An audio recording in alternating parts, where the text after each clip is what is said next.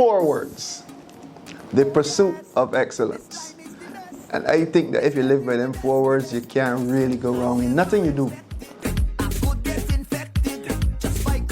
Music was always a part of my household. Couldn't get away from it. Music was an integral part of my household. My mother used to always have parties, and friends come over. So it kind of grew in me from there.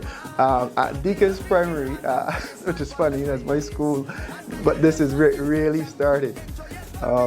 They used to have an evening thing, a Friday evening, like a talent, just a little show, and we had a group, the Tweedlebugs. So we used to be singing some of these same songs, some of the oldies and things like that. That's where it really started, myself and Wendell Walker, Junior Brown, Gerald Allen, a whole heap of me, and it meant it's straight in my face all the time. My man, make sure you remember that you start with Tweedlebugs, I still had, within my family, my brother's father was involved in culture. He worked, at that time, he's one of the people who would have been pivotal in dealing with the Crop Over Festival back then, right? He would have given the names like Cohabla Pot, and they structured the entire thing. Men like Nigel Harper, talking about Nigel Harper, that's my brother's father, and guys like him and Ilombe Motley. So I would always be surrounded by these people. Do you remember your first song or that you performed? Let me tell you this. I know Barry Allen. We grew up together in Deacon's Farm. So then, we became roommates outside. We moved out a little. Son, you move away from home for a little bit, live some of my life, and looking for a roommate. So that was a breadwinner of mine. And he had a friend, Hayden. So then, actually heard me singing something that he wrote, right? Just making sport. It was really a poem, and I was like speaking it out, spoken word kind of vibe. And he said, man, dear, man, you could turn that into a song. Barry told me, man, dear, you could turn that into a song. He told them, encouraged me, man. And I was like, I ain't so sure about that. And, we never really took it very serious. At that time, that was 100%, football, tennis, focus on sports.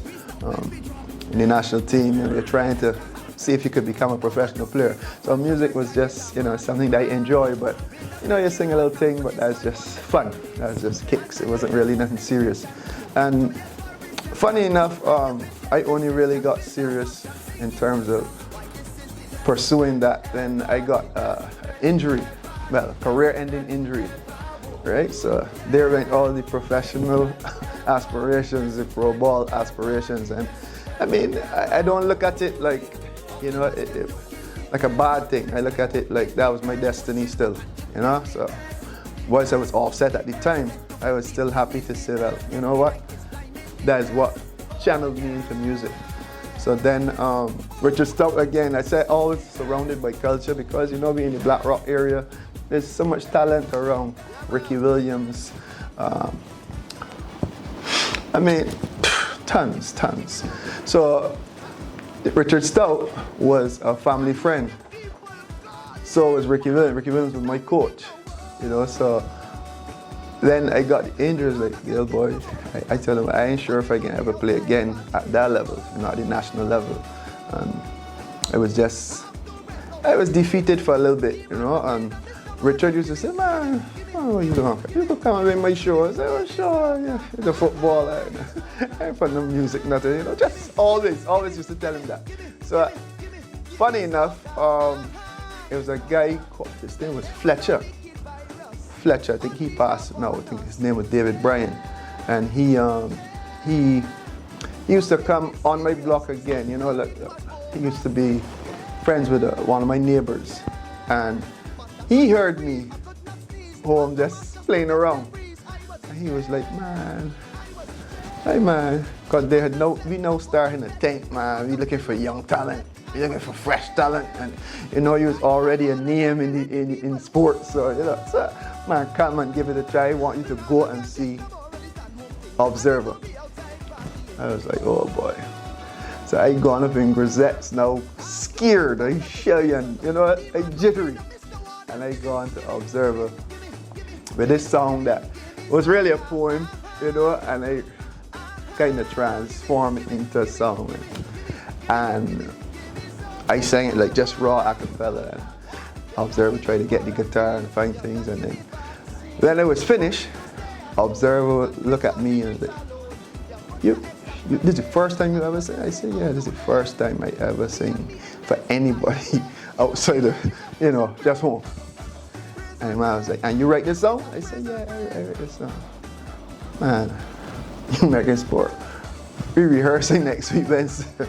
And that was the beginning. That year I was with Kaiso Forum. Had a lot of, Willow and Observer and Big Davy and Structure, a lot of really solid Calypsonians who kind of guided me into the rudiments of the game. And one of the things,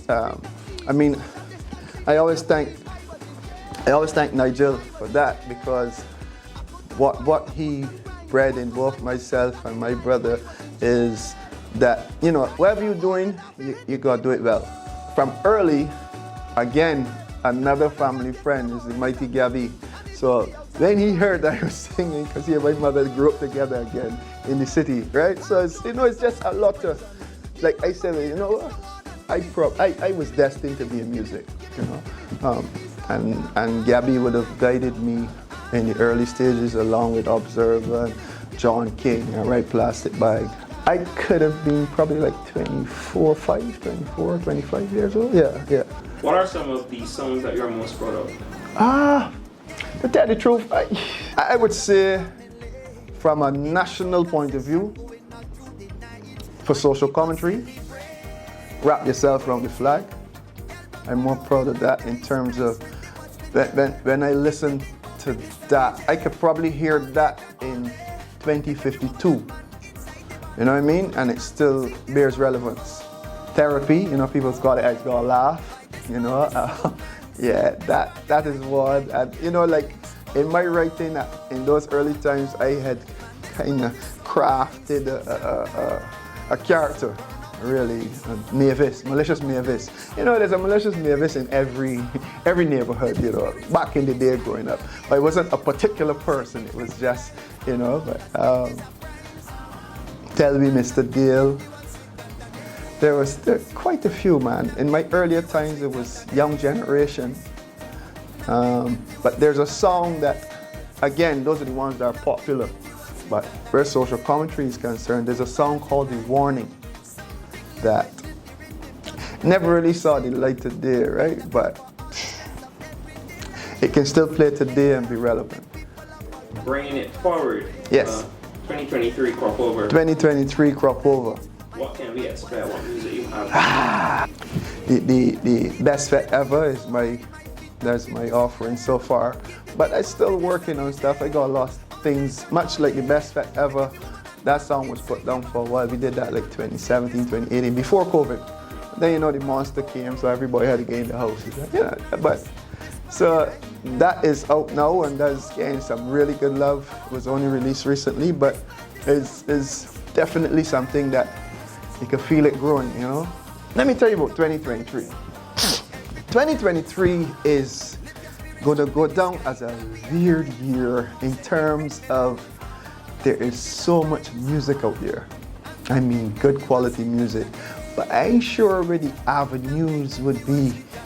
Already avenues are the opportunities to really get this music out and to be heard not just in Barbados, but in the region and then the world at large.